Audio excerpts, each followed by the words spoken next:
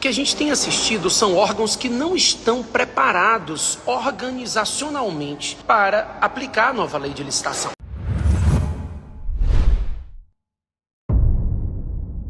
Quando a gente fala da nova lei de licitação, um ponto importante para a gente conversar diz respeito à necessidade de regulamentação da nova lei. Na verdade, o que acontece? O que a gente tem visto são alguns erros cometidos pelos órgãos públicos ao pensarem em normatizar e regulamentar a lei de licitação. É porque os órgãos públicos, antes de normatizar a lei de licitação, eles precisam, de fato, normatizar a própria estrutura organizacional. O que a gente tem assistido são órgãos que não estão preparados organizacionalmente para aplicar a nova lei de licitação. Então, por exemplo, não adianta você regulamentar o plano de contratações anual se você não tem dentro da estrutura do seu município um órgão para consolidar os documentos de demanda e elaborar o plano de contratação. Não adianta regulamentar o estudo técnico preliminar se você não tem quem elabora os termos de referência dentro de uma central de compras. Então, no fim das contas, o que a gente tem visto é, os entes públicos municipais, principalmente, eles estão se preocupando com a regulamentação dos dispositivos da lei de licitação e estão deixando de lado o fato de que eles não têm estrutura organizacional para aplicar a nova lei. Então, eles não têm como aplicar a nova lei sem antes mudar a estrutura organizacional daquele órgão. E essa é a oportunidade que a gente tem conversado.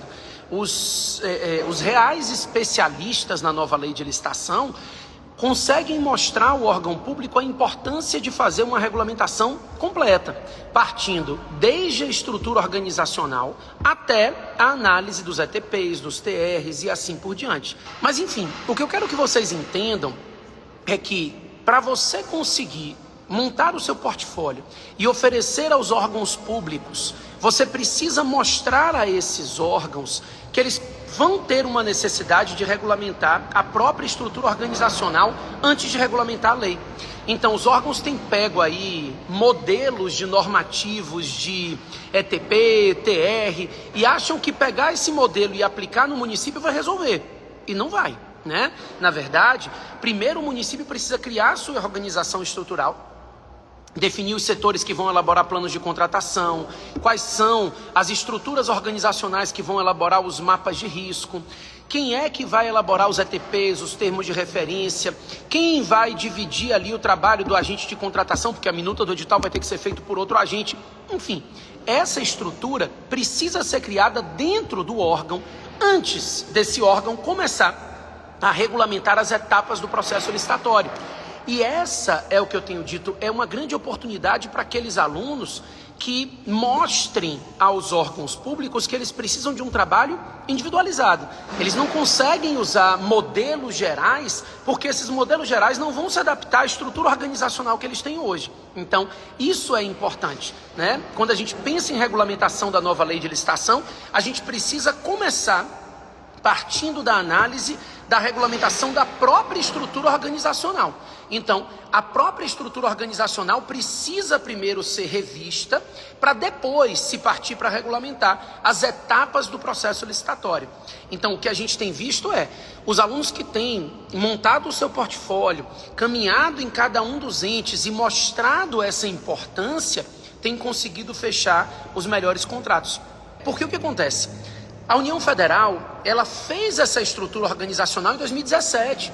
Desde 2017, os órgãos federais precisam fazer planos de contratação anual, os órgãos federais precisam elaborar mapas de risco, precisam elaborar ETPs. Então, nós nos estruturamos para essa atividade desde 2017. Por isso que no governo federal a gente só vê as INs regulamentando as etapas, né? ETP, ETR.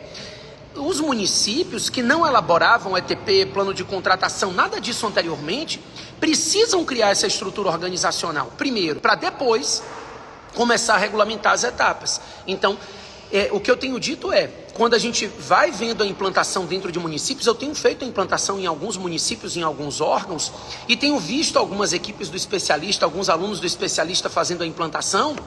E na hora de montar o portfólio, a primeira coisa que você precisa vender ao órgão é isso. Olha, você não vai poder pegar modelos prontos de normatização de ATP, porque primeiro você precisa estruturar sua organização administrativa para que você tenha setores e órgãos para executarem as etapas que você vai regulamentar. Então, precisa partir de cada uma dessas etapas primordialmente. A gente tem visto esses erros acontecerem com muita frequência e isso é que cria oportunidade para vocês. Na hora que você vê as pessoas e entidades executando de forma errada, isso abre espaço no mercado para aqueles que executam da forma correta, né? Eu tenho falado muito sobre isso. A demanda cresce a cada dia, né? Então, inclusive o Compras.gov já informou que 28 de dezembro é a última data para publicar um edital na Lei Velha, né? Então, são 3 meses e alguma coisa, e a demanda vai crescendo a cada dia por profissionais qualificados. A tendência é que cada vez que chega mais perto de dezembro, o desespero desses órgãos públicos por terem profissionais qualificados cresce. E a quantidade de profissionais não tem crescido na mesma proporção. Então, aproveite essa oportunidade, comece a se dedicar, porque você consegue mudar a sua vida profissional, transformar a sua vida profissional efetivamente. Tanto os órgãos quanto as empresas estão precisando de você. É isso que a gente tem conversado, né?